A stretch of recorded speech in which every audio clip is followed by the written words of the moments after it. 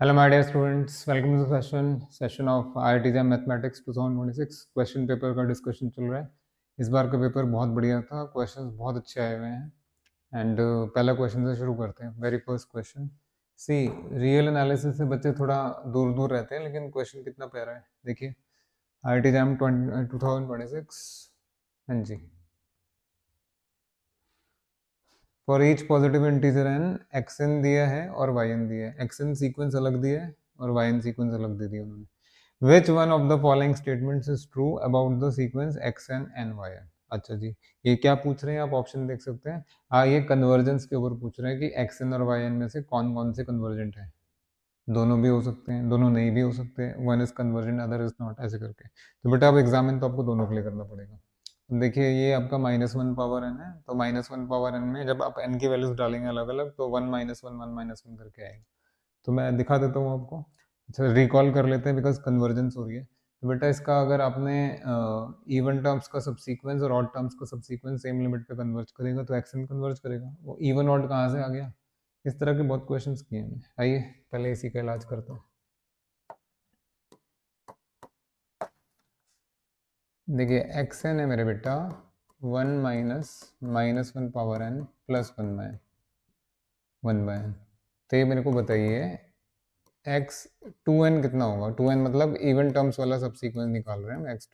x2n का मतलब ये हो जाएगा 1 - -1 पावर 2n प्लस 1/2n। हाँ जी, सो दिस विल बी 1। ये -1 का पावर 2n तो 1 ही हो गया। हाँ जी, आप सब देख सकते हैं। तो बेटा ये तो 1/2n आ गया। तो x2n इज 1/2n। जब आप इसका लिमिट लगाएंगे तो 0 हो जाएगा, है ना। As n goes to infinity it goes to 0।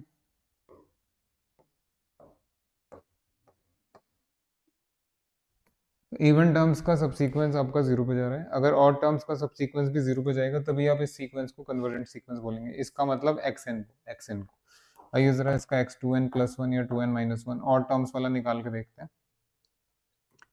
What is x2n minus 1 मेरे बेटा 1 -1 का power 2n minus 1 plus 1/2n minus 1। अच्छा जी, तो ये -1 का ऑड पावर तो -1 होता है। आई थिंक आप मेरी बात समझ गए। देखो जरा ये पहला पहला क्वेश्चन, तो ये आपका 2 हो गया। हाँ जी, as n goes to infinity ये पूरा किधर जा रहा है मेरे बेटा, ये तो आपका ये 2 और ये 0 यानी 2 + 0 as n goes to infinity, ठीक है ना। So that is sequence x2n minus 1। बेटा ये तो 2 को कन्वर्ज कर रहे हैं, जबकि सीक्वेंस आपका x2n जो है आपका ये 0 को कन्वर्ज कर रहा था। आप ये देखिए इवन टर्म्स का सबसीक्वेंस 0 पे जा रहा है, ऑड टर्म्स का सबसीक्वेंस 2 पे जा रहा है।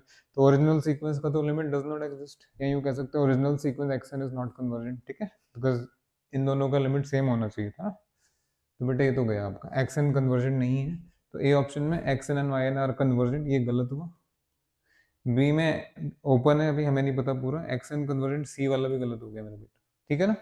अच्छा जी, अब बी और डी में से क्या करेक्ट होगा।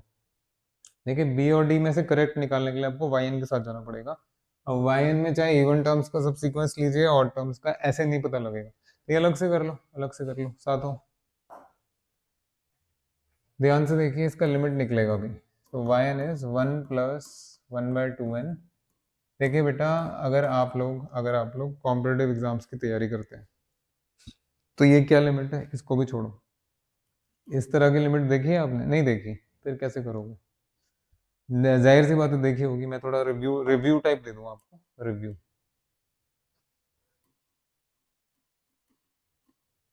हाँ जी, what is limit x tends to a fx power gx will become अगर ये 1 पावर इन्फिनिटी है तो इस लिमिट का क्या होगा, इस लिमिट का क्या होगा। बेटा ये बन जाता है e रेस टू पावर में limit x tends to a, हाँ जी, e रेस टू पावर में limit x tends to a gx into f x minus 1।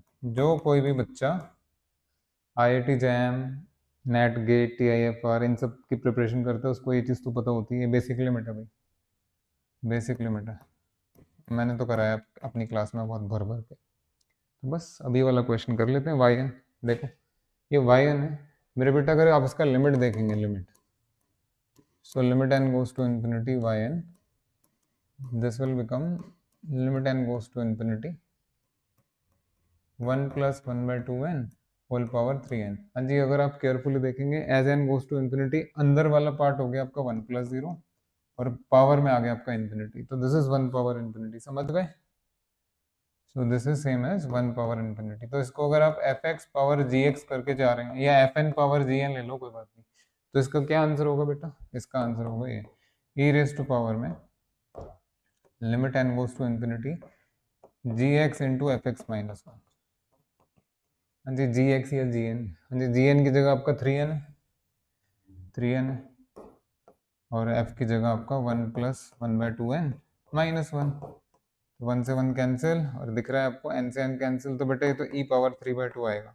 हाँ जी, ये e पावर 3/2 जैसे ही आ गया वैसे ही आपको पता लग गया कि yn एक कन्वर्जेंट सीक्वेंस है। So sequence yn is a convergent sequence and it converges to e raise to power 3/2। आ गया मजा? पहला पहला क्वेश्चन था यार एग्जाम का, कमाल है। तो yn कन्वर्जेंट है लेकिन xn नहीं है, yn कन्वर्जेंट है लेकिन xn नहीं है, and the B part xn is not convergent and yn is not convergent, ये भी गलत हो गया मेरे बेटा। और आपका D part xn is not convergent and yn is convergent, ये करेक्ट है। देख लीजिए, मैंने हो सकता है वो ऑप्शन आगे पीछे लिख दिया हो, बट हमने रीजनिंग के साथ सही चीज निकाल ली है। 4 ऑप्शन से तो हो सकते हैं, xn convergent, yn convergent, xn is convergent, yn is not, xn is not convergent, yn is convergent, और लास्टली दोनों में से कोई नहीं, वही सब है। तो समझ में आ गया होगा आप लोगों को। चलिए अभी और अगला क्वेश्चन आएगा। Thank you.